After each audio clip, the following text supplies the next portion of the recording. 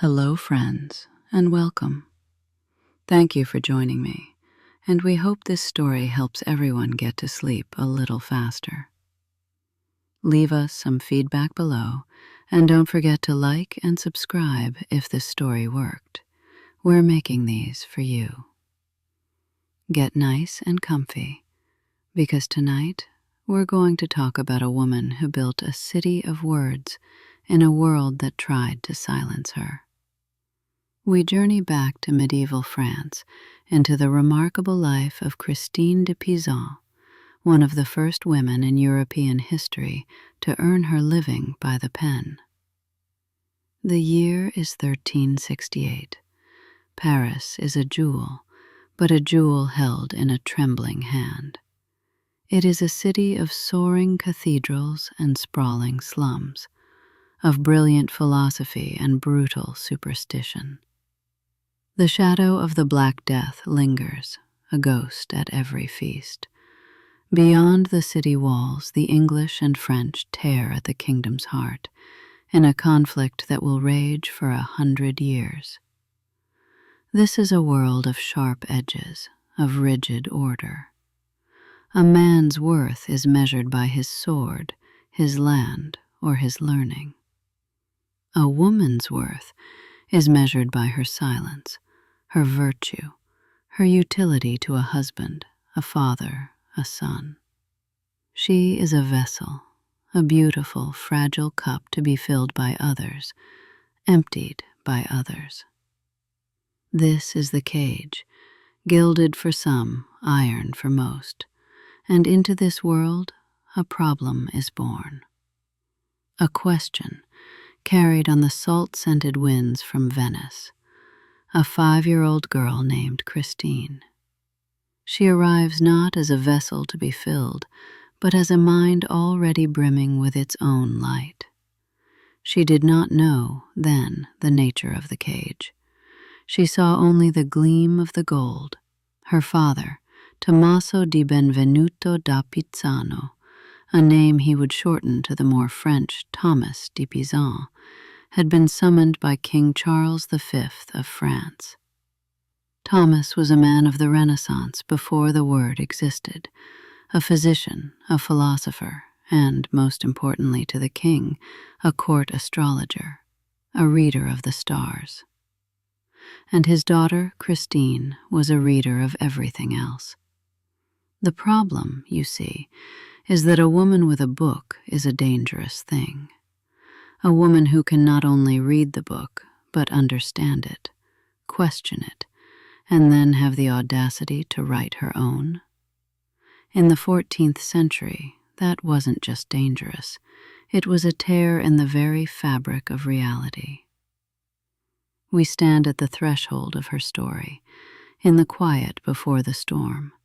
The atmospheric pressure is dropping. The world believes it knows what a woman is.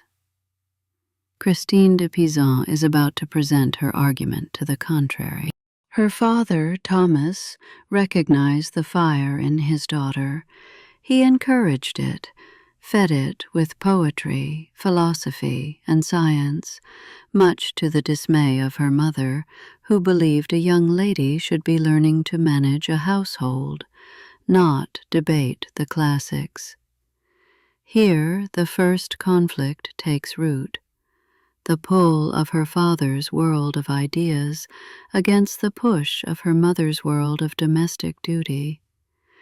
But love, for a time, seemed to offer a bridge between these worlds. At 15, she was married to a man who was, by all accounts, her perfect match, Etienne du Castel, a young, promising court notary and royal secretary. He was intelligent, kind, and, crucially, he did not see Christine's mind as a threat. He saw it as the very thing he loved most about her. They were, for 10 years, an intellectual and emotional partnership, a rare and beautiful thing. They had 3 children. Life was good. The gilded cage felt like a home. The stability of the court, the love of her husband, the respect of her father, it was a foundation built on solid ground.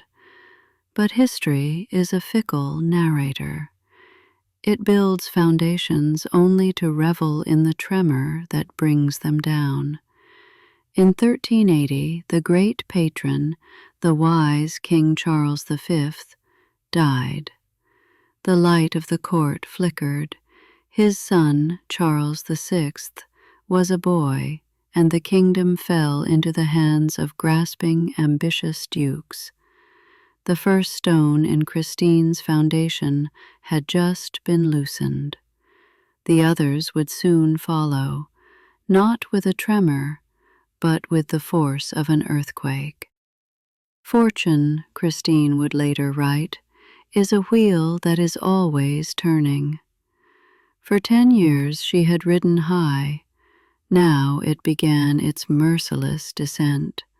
First, her brilliant father, Thomas de Pizan, died in 1387, his pension and position dying with him. The family's primary source of income vanished.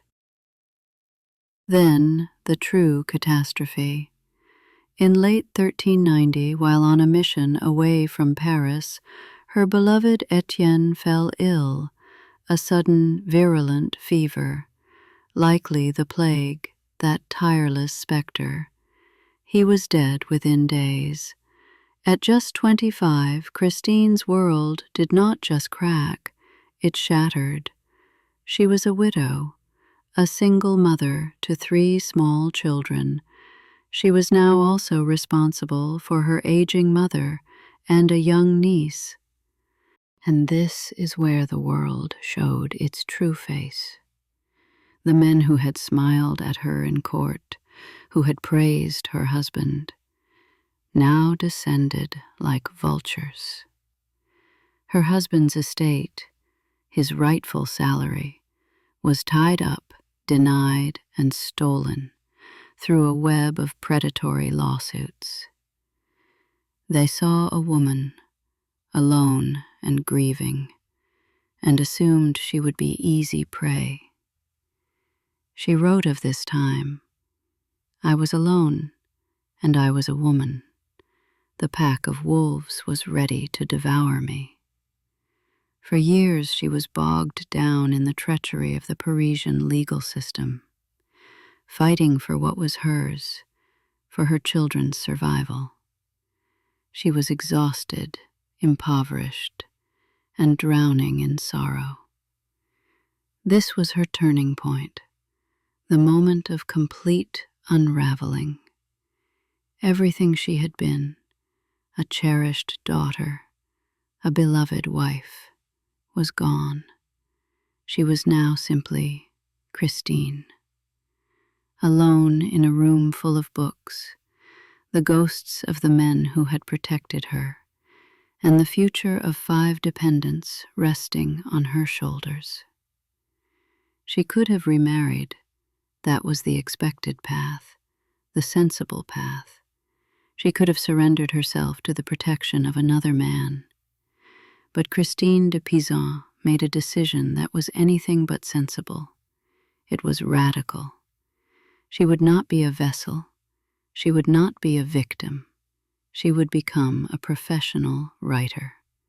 She would take the one thing she had left, her mind, her education, and turn it into a shield, a sword, and a source of income.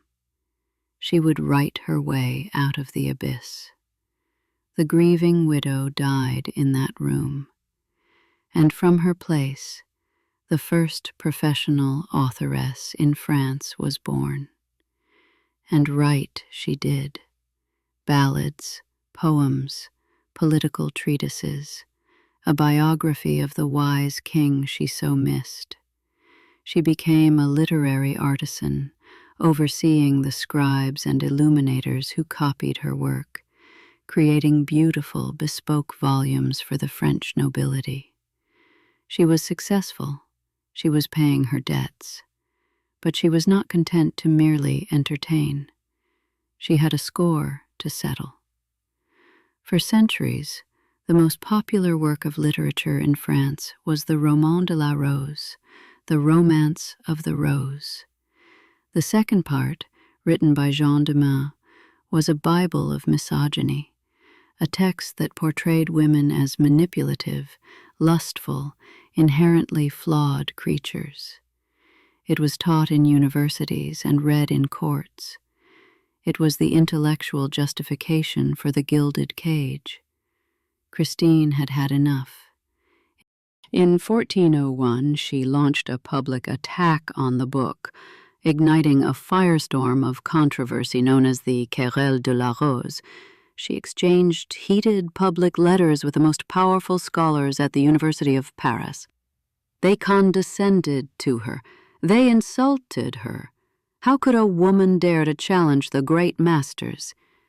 This battle led her to a moment of profound crisis, but also divine inspiration. In her study, late one night, exhausted by the endless slander, she imagined herself visited by three celestial ladies, Lady Reason, Lady Rectitude, and Lady Justice. They came to her with a mission: to build a city, a fortress, a sanctuary to defend all women against the endless attacks of men. This vision became her masterpiece, Le Livre de la Cité des Dames, the Book of the City of Ladies. It is one of the most audacious, revolutionary acts in literary history.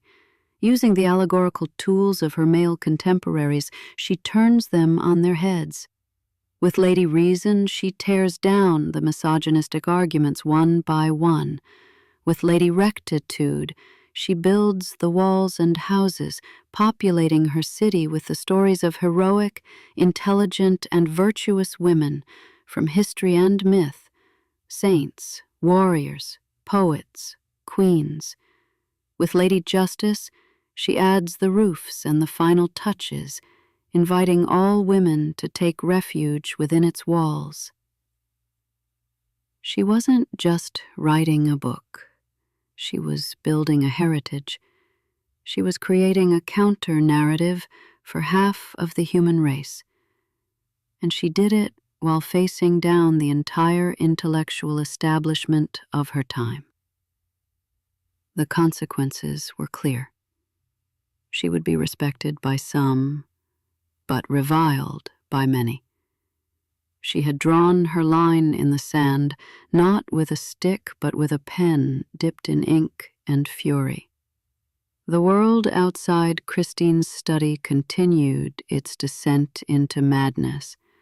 The 100 Years' War roared back to life. Civil war tore France apart. In 1415, the French nobility was decimated at the Battle of Agincourt. The chaos and violence became too much.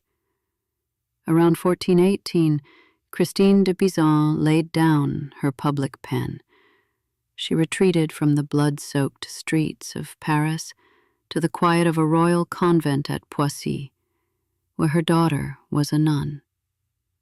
For over a decade, she was silent. It seemed her story was over, a strategic retreat.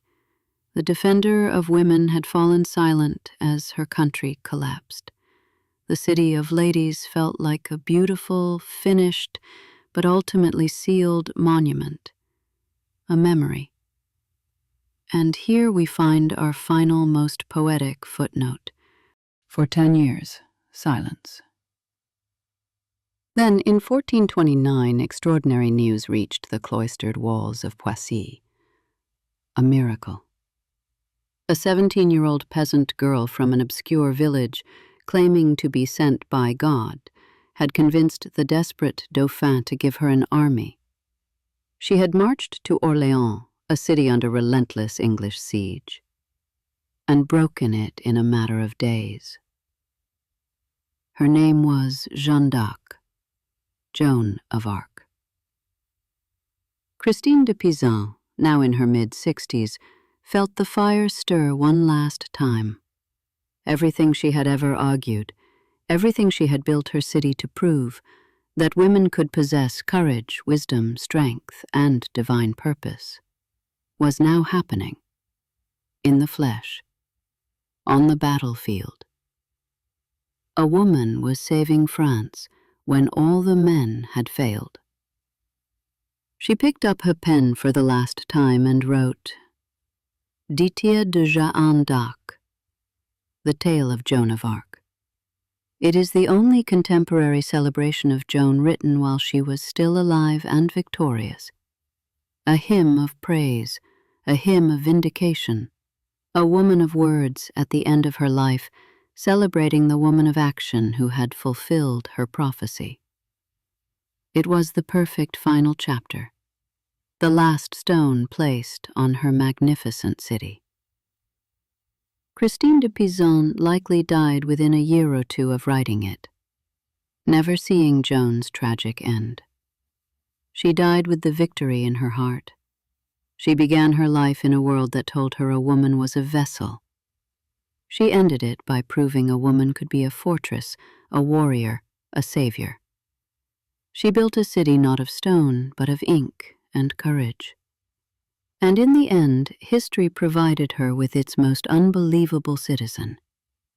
A footnote that became the headline, proving her fable was true all along.